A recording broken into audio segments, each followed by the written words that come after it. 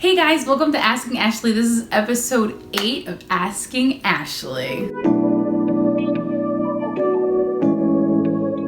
Without further ado, let's get into this week's submissions. I'm excited to see what you guys have sent in for me. Okay, so this first one is titled, How to Play the Dating Game in... Hi Ashley. I am needing some advice in navigating dating in the pendulum. I'm recently trying to get in this game. I'm ready to not only interact, but open myself up to possibilities about connecting with someone again. Now, I date with intention, and the apps leave me doing small talk for way too long. Not that small talk is bad, but it's over the app. You don't get a feel of someone until you get to meet them face to face or virtual. I think my main issues that I'm dealing with in all this dating struggle is understanding the concept of the hunt. Okay, girl. She said the hunt. I feel like my forwardness of me wanting to get to know them and them not waste my time may not be working for me. I think it's getting read wrong. I just wanted to see if there's a vibe that I could develop or not. I don't want to waste my time, girl. Life is too precious, and so are every second of my day. I am understanding of the fact that it takes time to get to know someone, but also I want to know if you will bum or not up front.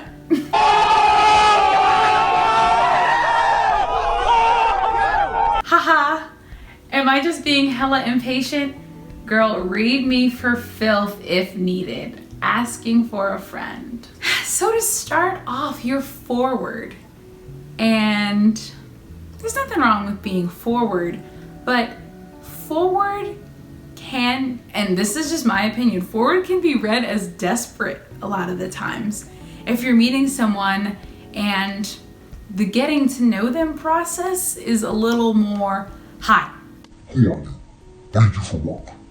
How long have you been alive? How long have you been in this country? It can come off a little desperate, honestly. And I understand everyone who's in the dating game wants to know as much about the person as possible. And I think the world of social media has given us more than a glimpse that typically in the past has been available when you're dating someone. Typically, pre-social media, it was all gossip. You'd have to ask your friends, you'd have to ask around about someone if you wanted to know anything about them without actually having a conversation with that person. So I think the era that we're in right now really rushes the beginning stages of a relationship where you want to know everything about them as soon as possible so you can figure out whether or not you're wasting your time or not. That's completely understandable. If you want to date, you gotta play the game. Boom, and there we go. It's much like life. You want to go to school and you want to get your degree and you want to rush to, walking across the stage and feeling like $1 million. No, you got to spend time in the library. You got to go to classes. You got to spend up long nights. And of course, this, isn't a direct parallel to getting into a relationship, but the parallel is you got to put in the time. And there's no skirting by that in order to get a degree. You want to have that foundation and build that strong foundation so that if this is a person you're interested in and you do want to build a relationship with, a lot of times they could be someone who you are compatible with, but without the proper foundation, it doesn't go anywhere fast. So I'm sorry to say, small talk isn't the best, but it's in those interactions that you can see someone's consistency with you, that you can start to see their habits. Because of course, when you first meet someone, you're meeting their representative. You don't really get to know them until you spend that time, until you participate in that consistency, and you really get to know them through other lenses of their life. And that small talk also shows you that they are putting in the time to also get to know you. If they're also showing up for small talk, if they're also showing up to say, hey, let's go, let's have a virtual date. The stuff in the beginning that a lot of people find monotonous and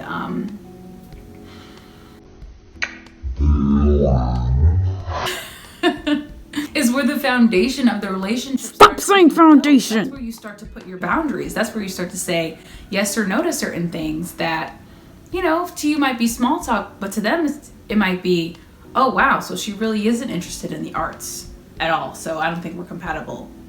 So if you find small talk boring, who's to say that you can't spice it up a little bit? You're also an active participant in these conversations, aren't you? So if you think the conversation is boring, change the subject to something that you're passionate about. And that can also help you gauge whether or not you're compatible with this person. First and foremost, don't rush the beginning stages. You're building a foundation with someone. Again with the foundation. Yes, digging a hole is not fun, but you need to have a foundation for your house, for your relationship that's sturdy and stable before you can enjoy living in that home, before you can enjoy being in that relationship. So, is the beginning awkward? Yeah. Is it not always the best? Yes.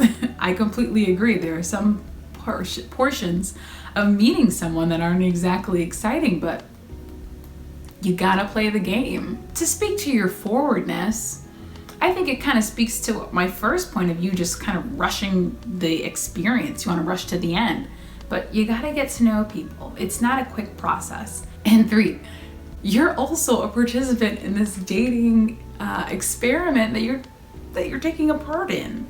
If you think it's boring, then, you know, change the subject. Bring up something you're interested in. And that's gonna help you gauge how compatible you are with this person that you're talking to. So that's my advice for this dilemma, is to not rush into it, you know. Only fools rush in, darling. So take your time and get to know this person.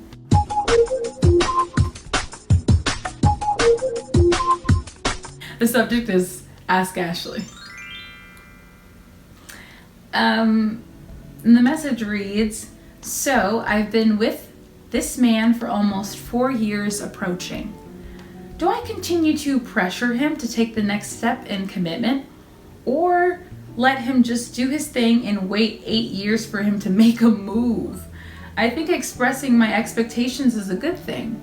Plus, I'm not sticking around for another 6 years without security. Am I doing too much? So just from your email, I think you've already made a decision. You just are afraid to leap.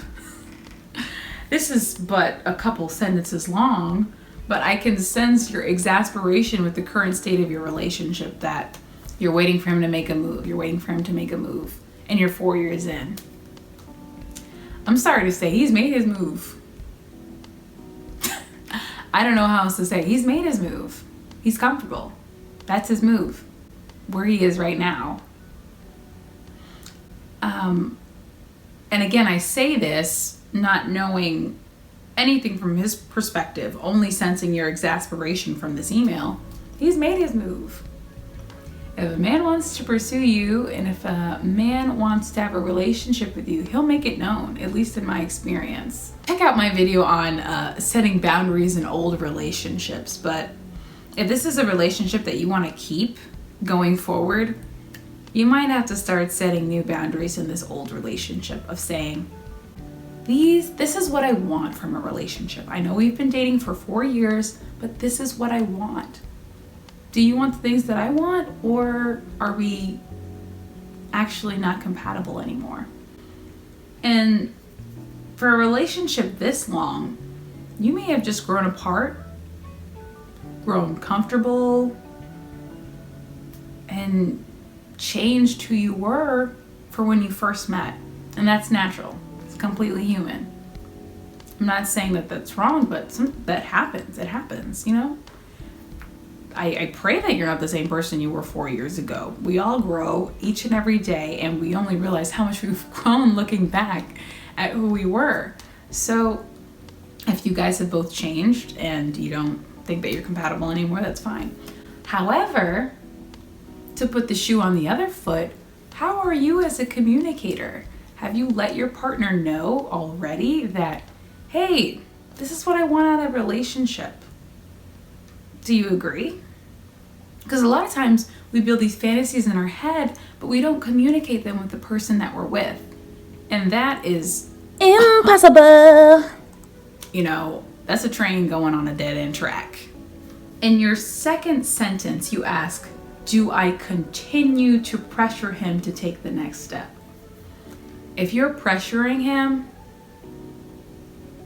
or continue, I don't know how long you've been pressuring him for, but if you've been together for 4 years, maybe it is a long time.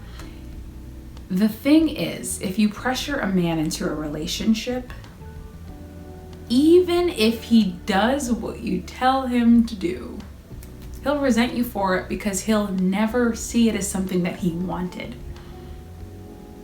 And that's something that I've seen play out many, many, many, many times. So if you really want to know how to pressure someone in a relationship who, you know, doesn't want to follow the same path as you leave.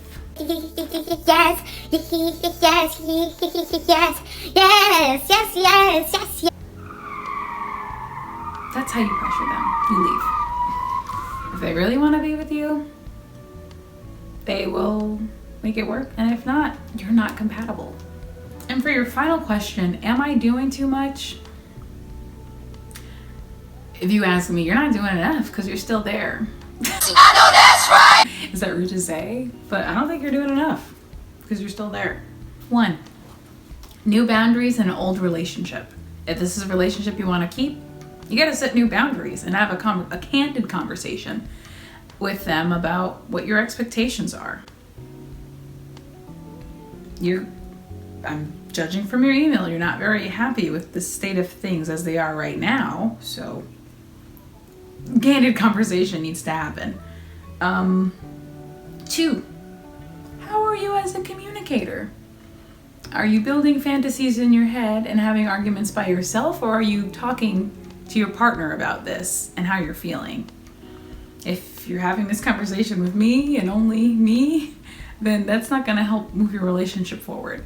So make sure that you're communicating that with your partner, that, hey, this is what my goals are and this is what I want for us. Do you also want this? 3, do not pressure him. Once you have let them know what you want from the relationship, and 2, communicated that effectively and politely, you know, no need for a yelling match over this, then 3, there's no need to pressure and you're not doing too much. You're saying what you want and what will make you happy. Applying pressure is sticking to your boundaries and what your beliefs are and what you want for the relationship. And if you're not getting it, exiting the relationship. That's my advice on this topic. Thank you for everyone who sent in their submissions this week. So if you didn't like my advice this week, feel free to comment and what you think would be a better route to take than what I suggested. And if you yourself want to put in a submission, head over to askingashley.com where you can enter in any story or any dilemma and I'll respond to it on the show the best that I can. Thank you everyone for tuning in, and take care of each other. Bye.